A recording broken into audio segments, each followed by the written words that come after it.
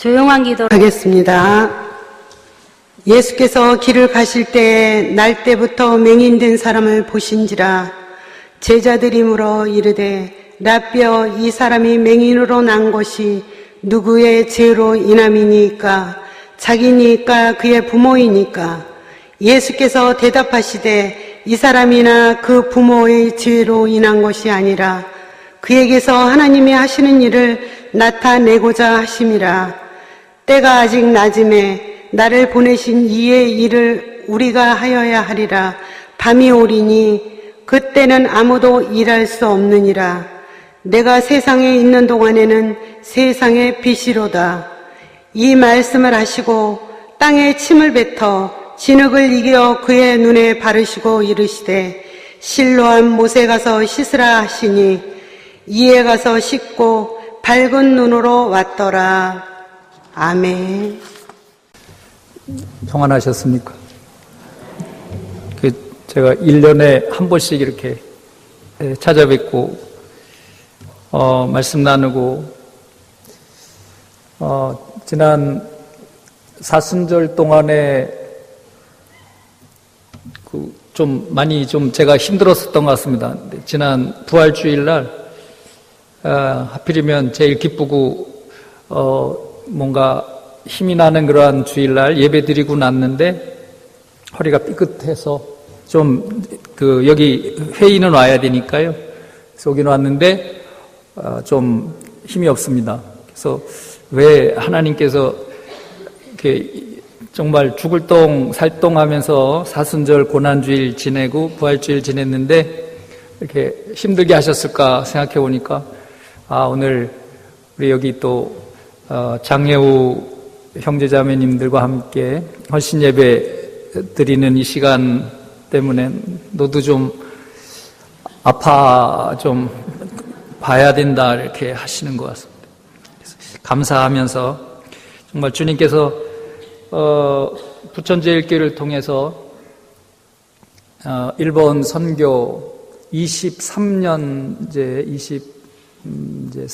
만 3년 넘어가고 있습니다만 이렇게 하고 계시는 것에 대해서 늘 감사드리고 또 가끔 일본의 현지를 찾아오셨던 분들이 계셔서 또 기도 많이 해주시고 선교해 주시기 때문에 교회가 이렇게 자리를 안정되게 자리 잡아가고 영적으로도 든든히 서가면서 일본 선교를 감당할 수 있는 것 같습니다.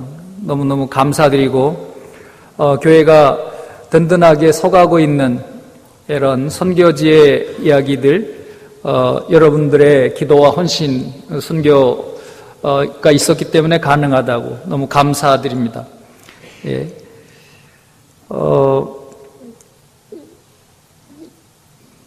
일본에 쓰나미와 지진이 있고 6년이 지났습니다만 상처 입기는 너무나 쉬운데 그 상처는 그렇게 쉽게 지워지거나 없어지지 않는 것 같습니다. 그러니까 지금도 제가 한 달에 2번 정도 상담을 하러 가는데 신앙으로 아파하는 사람들 갑자기 가족들이 쓰나미에 이렇게 모두 돌아가시고 그리고 살아오던 삶의 터전이 모두 쓸려가 버린 이러한 분들의 이야기를 들었다 보면 1시간, 2시간 이렇게 듣다 보면요 너무너무 고통스러워하고 그게 고통에도 깊이가 있구나 이런 생각이 듭니다.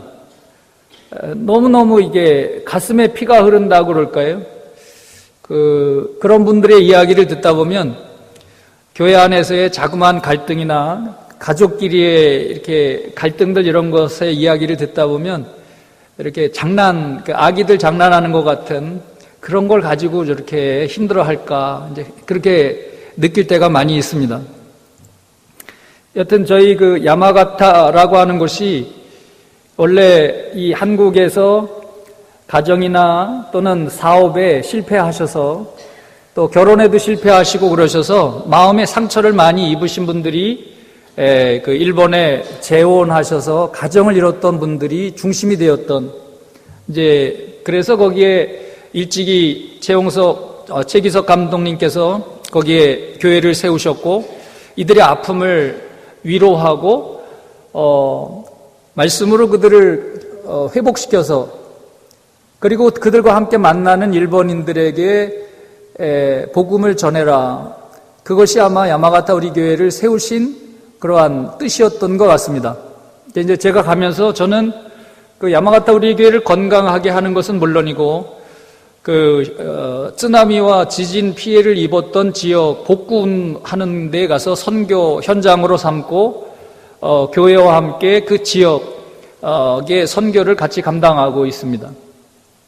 그래서 이 내면의 상처 케어 치유도 하지만 그래서 그 복구 문제 이런 것도 연구하면서 앞으로 언제 어디에서 재난이 일어날 경우에 어떻게 복음으로 그들에게 다가가서 그것을 케어하고 회복시켜 갈 건가, 복구해 갈 건가 이런 문제 같이 관계하면서 선교하고 있고요. 또 하나는 아마 여러분들이 들으시면은 조금 우리하고는 좀 다를 수 있습니다만 일본 사회의 종교적인 지도자들에게도 저는 이 기독교의 복음이 얼마나 이것이 생명력 있고 이것이 좋은 것인지 이런 것들을 같이 나누고 있습니다. 그러니까 가장 선교의 최전선은 어쩌면 우리들의 영혼의 우리의 그 내적인 이러한 부분이 아닐까. 그래서 제가 할 수 있는 기도해 주시고 선교해 주시는 이 힘이 있기 때문에 교회도 안정이 많이 돼가고 있고 또 그쪽 일본 동북 지역의 선교를 감당하고 있습니다.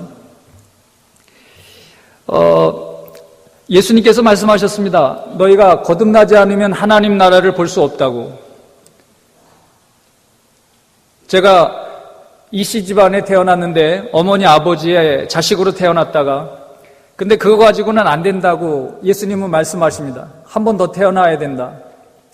하나님의 뜻으로 태어나지 않으면 결코 하나님의 일, 하나님 나라의 백성으로서 살아갈 수 없다라고. 우리 일본 그러면은 정말 선교하기가 좀 힘든 곳입니다. 왜냐하면 한국에서는 저분은 목사님이래. 그러면 그래도 인정해 주는 사회적인 어떤 분위기가 있습니다만 일본에서는 목사가 뭐 하는 사람인지 잘 모릅니다, 사람들이. 그래서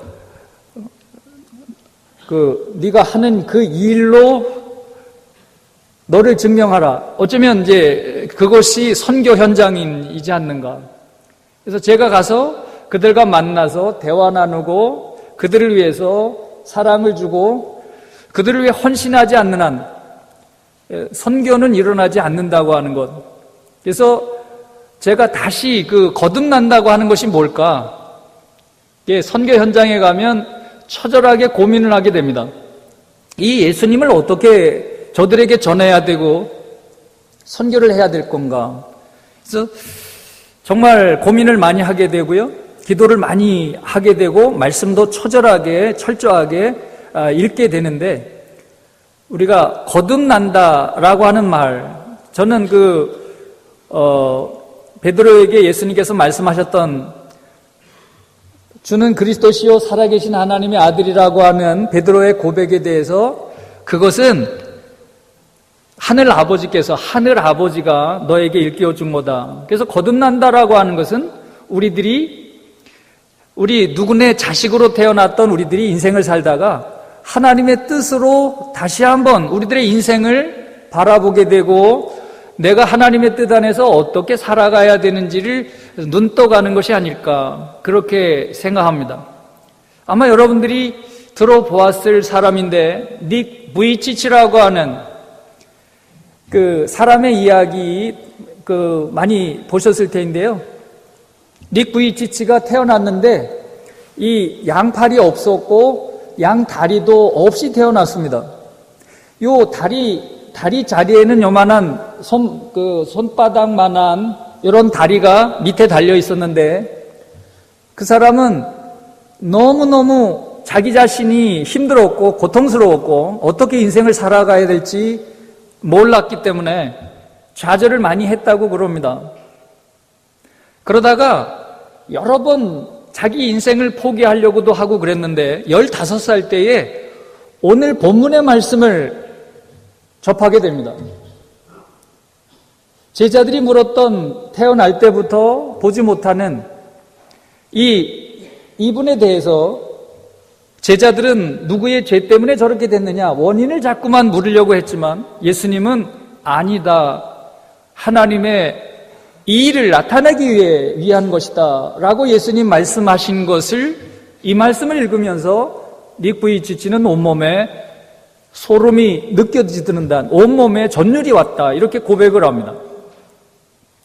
저렇게 태어날 때부터 보지 못하는 사람 저를 통해서 하나님께서 하실 어떤 일 때문에 보냈다면 내가 내 이런 몸으로 태어난 여기에는 하나님의 큰 뜻이 있으리라. 그때부터 그는 하나님의 그 뜻 안에서 자신의 인생을 새롭게 바라보기 시작했고 그때부터 절망하지 않았고 그때부터 그는 하나님 장중에 쓰임받기 시작했습니다. 우리가 살아가는 어떠한 상황이라 할지라도 사실은 먼저 무너지는 것은 우리들의 마음인 것 같습니다. 마음에서부터 절망하고 우리들이 기도하지 않고 우리 마음에서부터 사단에게 먼저 눌리게 되고 어둠의 세력에 잡히게 되고 그래서 우리가 먼저 하나님 앞에 우리들의 심령이 느려지고 우리가 응답을 받고 주님의 역사 속에 우리가 붙잡힌 바 되었을 때에 사실은 제가 이렇게 허리가 아픈 것보다는 그 6주 동안에 사순절 고난주간과 부활절을 통해 주셨던 은혜가 너무너무 컸기 때문에 고통스러우면서도 마음속에서는 평안이 있을 수 있었고 또 기쁨도 충만할 수 있었던 것 같습니다. 그래서 신앙은 우리의 속사람의 문제인데 우리들의 상황과 과정보다도 더 중요한 것은 우리의 마음 심령 속에 주님과의 관계가 어떤 관계 속에 놓여 있는가가 얼마나 중요한지 모릅니다. 제가 그 현장에서 많은 일본에는 그 불교도들이 굉장히 많기 때문에 그들을 향해서도 복음을 전해야 되는데 그들이 얼마나 기독교에 대해서 기대를 많이 가지고 있고 뭔가를 이렇게 배우고 싶고 들으려고 하는 이러한 자세들이 있는가 그런 것을 늘 느끼거든요. 그래서 여기가 복음의 본질 속에 정말 예수님을 만나고 하나님의 자식으로 우리가 새롭게 태어나서 살아간다고 한다면 정말 이 세상은 새로워지지 않을까? 여러분들은 어떻게 생각하십니까? 이 닉 부이치치가 했던 말 중에 여러 가지 저에게 주는 창조주 하나님께서 나를 향해 계획을 갖고 계시다는 말씀, 이 말씀이 이게 자기 온몸에 들려오고 느껴지는 그 순간에 너무너무 평화로운 자기 자신이 평화로워졌다라고 하는 고백을 하는데 그때부터 그는 좌절하지 않았고 그때부터 자신의 인생을 통해 하나님이 역사해 가실 것에 대한 기대감을 가지고 나갔다. 어떤 사람들이 이런 얘기를 합니다. 더 좋은 환경에서 자랐다면 더 좋지 않았겠냐? 그랬더니 닉 부이치치는 이런 말을 합니다. 속사람, 마음이 병들었는데 겉만 좋으면 뭐가 좋을까요? 여러분이 저에 대해 모르는 게 제가 부자라는 겁니다. 돈이 많아서가 아니라 나의 내면에 하나님의 사랑과 기쁨과 평안이 넘치기 때문입니다. 얼마나 많은 것을 갖고 있나 우리 스스로 우리의 심령의 영혼의 눈을 떠보라라고 우리들에게 도리어 그는 권면해 줍니다. 저는 예수님이 너무나 좋아서 그래서 신학을 공부했고 선교사가 됐고 주님이 가라고 하면 어디든지 갈 준비를 하며 이렇게 살아가고 있는데요. 예수님이 왜 이렇게 좋았나? 제가 이렇게 뒤돌아보니까 이 세상적인 가치는 늘 뭔가 힘이 있고 뭔가를 많이 가져야 되고 환경이 좋아야 되고 그러는데 그런 사람들에 대해서 저 사람은 정말 능력이 많고 뭔가 재능도 많고 가진 것도 많고 이렇구나 참 좋겠다라고 하는데 예수님은 성경을 읽어보면 단 한 번도 그런 것 때문에 사람을 평가하지 않으셨다고 하는 겁니다. 하나님께서 주신 생명 그 자체로 있는 그대로를 가장 소중하고 귀하게 여기셨고, 그것은 어느 나라냐 문제도 아니었고 어느 시민이냐의 문제도 아니었고, 하나님 나라, 하나님의 자녀됨을 얼마나 중요시 여기셨는지. 그래서 우리가 거듭나기만 하면 예수님과 형제됨을 나눌 수 있고 예수의 영으로 우리가 살아갈 수 있기 때문에, 저는 예수님이 그래서 어려서부터 좋았던 것 같습니다. 함께 만나서 예수님을 나누고 예수님의 말씀을 나눴고 주님을 찬양할 수 있는 것, 그리고 누군가가 함께 그 예수님을 믿는 이들과 함께 만나서 어떤 일을 도모하고, 그런 것들이 너무나 좋아서 이렇게 선교의 길을 가고 있습니다. 아까 우리 장로님 어제 뵀더니 우리 그 장애우들 설교 많이 하면 힘들어하니까 짧게 하라고 그래서 아유 감사합니다 이렇게 말씀을 드렸는데, 지금 오늘 이 시대에는 물질이 없어서보다는 사실은 영적인 생명의 말씀의 기갈 속에 있다라고 느낍니다. 제가 일본에 가 있는 이유도 아마 파송되어서 가서 선교하는 이유도 거기에 있지 않는가. 그래서 이 말씀의 샘물을 어떻게 길어내고 이것을 다시 이 길어내서 선교하고, 그리고 다시 우리 저를 위해 기도해주고 파송한 교회에 이 하나님께서 부어주시는 축복을 함께 나눌 수 있을까? 언제든지 한번 시간 되시고 좀 여유 되시면 기도로 또는 선교로, 아니면 제가 연락처만 되면 늘 현지의 모든 그 설교라든지 자료들을 파일로 만들어서 이렇게 저한테 연락이 되는 분들에게는 제가 카톡으로 보내드립니다. 지금은 이렇게 인터넷 사이트에 올려놓으면 잘 안 보시더라고요.